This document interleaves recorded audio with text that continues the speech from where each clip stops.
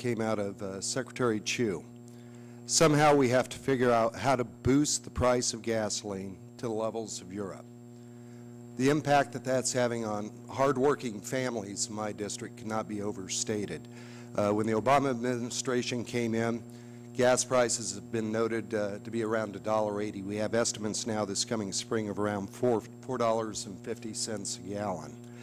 When we look at the real impact on American families, and when this administration took office, they spent about $170 a month on gas.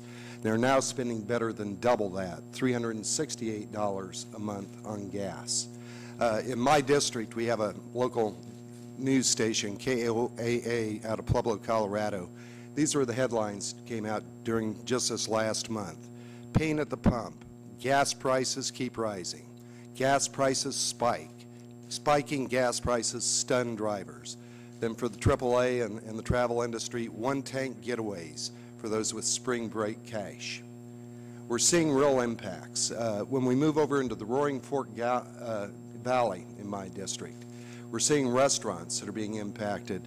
Have a constituent, Mark Rogers, who has an affordable restaurant chain going through the area, and he states when a guest no longer orders a soft drink or an iced tea because the $6 order of chicken tenders is hurting their constrained budget, not to mention gas prices, we know we have a problem. I would like to ask, maybe Mr. Brown, start with you. Has the administration underestimated the trickle-down impact that is hurting the American economy and hurting small businesses in this country? Congressman Tipton, I think that the American consumer, not just in Colorado, but throughout the country, is currently subject to these high prices.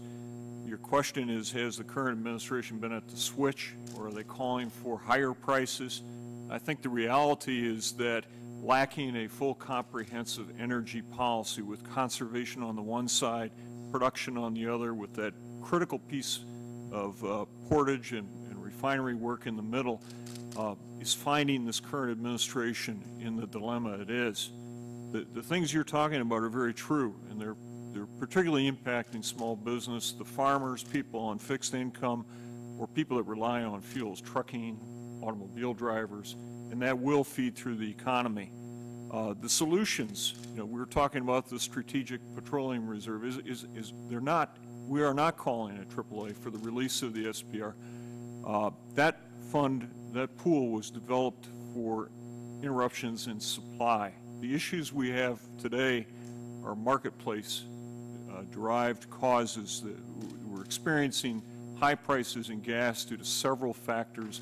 We need to approach the solution in several ways with a comprehensive energy policy. I'd agree with that. In fact, through this Congress, through the House of Representatives at least, we passed 7 pieces of legislation, all of the above solutions, from a hydroelectric bill that I just passed through, to being able to responsibly develop these resources here on American soil, to be able to create American jobs, to be able to put Americans back to work, and we're still pushing for the Keystone Pipeline. I find it absolutely remarkable when we talk about, I think it was in the panel that we had last week with Ms. Fergot-Roth, when she noted that when we were actually talking about increasing supply during the Bush administration, we saw the speculating price drop 6% while the president was speaking. If we take the reins of leadership in this country to be able to determine our own energy future rather than relying on the Middle East, which we know is in turmoil, and creates some real challenges for us, I think that we can probably help the American consumer rather than continue to hurt them. Mr. Perry, would you like to make a couple of comments in regards to this administration's policy and how it's killing jobs and hurting this economy? Mr. Congressman, our industry and tourism in general is very much dependent on discretionary spending. So anything that's going to hurt the American pocketbook, that is going to reduce discretionary spending, is going to hurt tourism, and consequently the jobs that are created through tourism. And I mentioned earlier in my comments the amount of jobs that are generated by the whole travel and hospitality industry. So clearly anything that would affect tourism is clearly going to affect the economy and jobs. So clearly Secretary Chu, President Obama saying we should seek to model ourselves after Europe shouldn't be the goal. maybe we ought to seize America's own future and create our own energy independence. So thank you, and I yield back, Mr. Chairman.